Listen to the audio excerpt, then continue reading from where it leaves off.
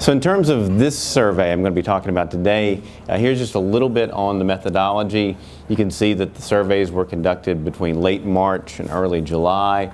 A total of over 3,000 people. It was a little over 3,000 in each country. I believe it was 1,094 here in Nigeria, which is pretty typical for a national sample. Gives you a margin of error of between 3.8 and 4.7%. These are all face-to-face interviews, so we send interviewers out throughout the country to conduct these interviews in people's homes. It's a nationally representative sample. The only exception to that is there were a few areas in the northeastern corner of Nigeria where we couldn't send interviewers due to security concerns. But other than that, we had people all throughout the country conducting these interviews with average citizens. And I'd be happy to talk more about our methodology and how we go about doing this kind of work during the question and answer period if you're interested in that.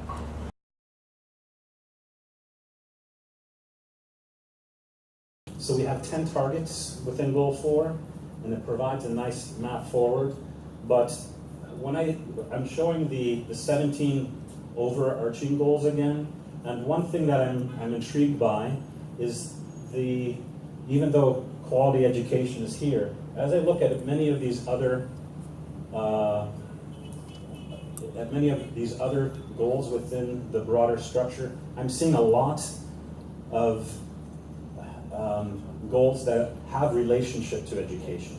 So when we think about education, we shouldn't only be thinking about what's inside here, but there are a lot of things about ending poverty, hunger, health. Here's gender equality. Here's reducing inequalities more broadly.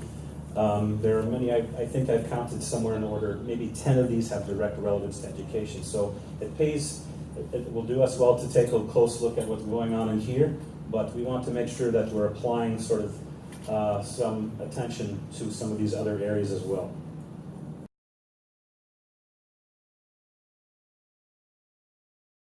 Our topic for discussion this evening is program accountability in crisis-affected states. But then we need a content expert to tell us about the keywords in this topic. Then the discussion will start from there. So our content expert for this evening is Leila Abugeda. I hand over the mic to her. Okay, I'm not sure I can follow. I know I can't follow Stephanie.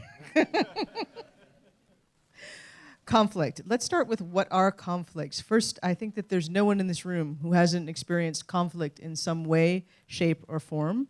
It's a normal part of life. It's the first thing you learn when you start to read more about conflict. It's a normal state. It's not something to fight against. It exists.